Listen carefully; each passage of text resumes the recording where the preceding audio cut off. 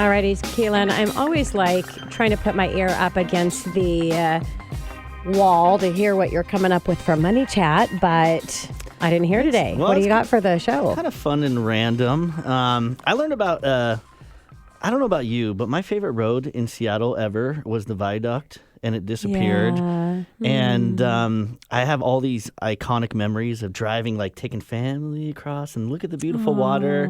But I wouldn't want to be in an earthquake, and so I get it. We had to get rid of it. And so I learned about this new thing. It's called Friends of Waterfront Seattle.org. So it's a nonprofit that's supporting the waterfront, and so there's a new virtual experience for us. No way. Us Seattleite people can go to the waterfront, and from noon until 5, Wednesday through Sunday, you can go there and they'll give you like all these interactive things that you can do. So we can actually see, it's so new to us because we have this tunnel that's new and we don't know what's going to happen above it on this whole waterfront thing. Yes. And for us that are born and raised here, we're like, oh man, what's this going to be about? And so they have this whole thing that you can go down and you can check out and see what it's going to be about. And right now they're giving away some of the rubble from the viaduct. So I thought that's kind of cool. And maybe I'm just a nerd and I want a piece of a rock, you know? But, no, I would like a piece of the rock. But I was just thinking the other day, London, we were getting ready for Christmas here in the studio, and she's seen the socks on the wall. They're not stockings, they're socks. They're big socks on the wall. And I'm thinking, well, there's going to be, instead of coal, because I was thinking about coal with stockings, there's going to be kids maybe with rocks in their stockings this year. Hey, do you guys do like the little elf at home? We do. That is so. Why didn't it. we have little elves where we get a gift every single day? We weren't. I don't know. Maybe they just weren't as creative, or maybe. London got pretty bored with it though after a while. Really? She's like, "Oh, there he is again." Great. He's in the cereal this time. You know, like that sounds like London. That little elf. I think she's too smart for it. Like, wow. I don't know why we're putting a stuffed animal around the house. Well, you're obviously not giving her good enough presents with the elf, because otherwise she'd be really excited to see the elf. I need to help you out. Yeah, you do. Yeah, well, you're supposed to have like a little something. No, it's just like Spot the Elf, I thought. No, so I'm screwing the elf it is supposed to bring like a up. little gift. Womp, Okay, womp, womp. I'm gonna hook you up. All right. So yeah, great bringing some memories, and we'll have to definitely do that virtual thing. So I thought I'd talk about budgeting tips. Are you heading into a money spending splurge? The holiday season is coming and all the spending is speeding up. It's a great time to focus on budgeting tips and to prepare for your financial success over the holiday. It's really easy to understand how to carefully budget, and it will improve your financial situation. And we all know that fewer financial problems means less stress, and we definitely want less stress during the holidays. If you have a spouse or a partner, working together on a budget can help your relationship. With money arguments being one of the largest causes of divorce, managing your budget can relieve financial stress on the marriage and make your life a lot better all around. So, but we also know that always being practical and careful and responsible can be overwhelming. And this is why I thought I would share a gift for the holidays and share my own personal budgeting tips so that you can be ready to end the year with great financial success so that you can begin 2020 maybe a little bit better than you began 2019. So here are my budgeting tips. First tip is to focus on savings, always having something that you want. If you're wanting for something, it'll be easier for you to save and not spend money, because if you're always thinking about saving, you're going to be spending less. So always have something that you want to buy, and it doesn't have to be something that's practical. You know, if I'm talking to the girls on the show, you may want that really expensive purse. It's not practical, but you're saving.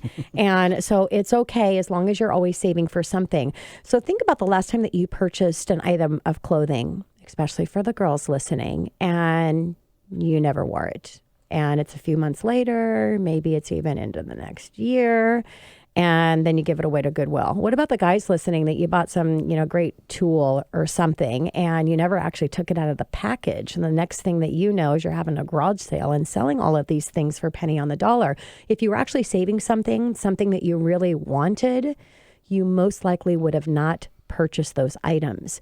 My second tip is to write down or use an app and make note of everything that you're purchasing. This includes an item for $5. It doesn't matter how much you're spending. The idea of actually physically writing it down or putting it on your app, there's enough time for you to be thinking about whether you should actually purchase it, and it will save a lot of unnecessary purchases. Third tip is to use cash. Now, you may tell yourself, I want to use my credit cards for bonus, trust me, or, for all the bonuses and gifts, the miles. Trust me, Dave and I do that. We've, use our for miles because I do so much traveling. And but what we do is we do it for our really big ticket items. All your other things, the smaller things, always use cash. And that will actually help you save a lot of money. Fourth tip is know where that you're spending your money. To be truly committed to budgeting, you must have a budget. Have a record of everything that you need to spend on a monthly basis. See where you can save and what things that you really don't need again. This may take a few months to get it all together, but you want to make sure that you don't miss anything so that you can track it all. And once you're confident that you have everything, then you can put your plan into action.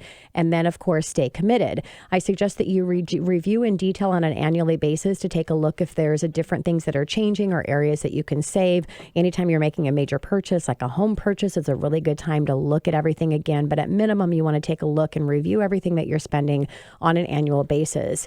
Fifth tip is to understand your goal. The goal of budgeting is not to track every dime that you spend, even though you are. That's certainly the way that you're budgeting. But the real goal, in fact, is that you know where your money is going to be able to have an effective budget. So it's just knowing where everything's spending so that you can save that money. Now, the sixth tip and the last tip is to save first. Remember that the goal of budgeting is to spend less so that you can make, or i.e. save more money. One of the best ways to do this is to save first. So what majority of people do is they spend everything that they have, and then whatever's left over at the end of the month, that's what they consider their savings.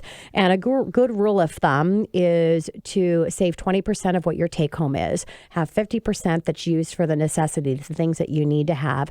And then your lifestyle, your choices that you have for everything else, all of the extras, 30%. So put that 20% savings away first.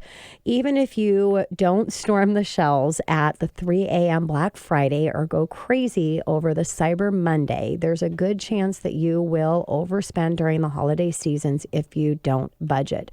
So please don't fret about your financing. Just take a look at the financing a little bit different. And that's my holiday gift for you. Coming up next in the Money Hour, overcome your business brilliance. Leanne Cabot of 5 Seasons of Life right here at 1150 a.m. KKNW after the short break.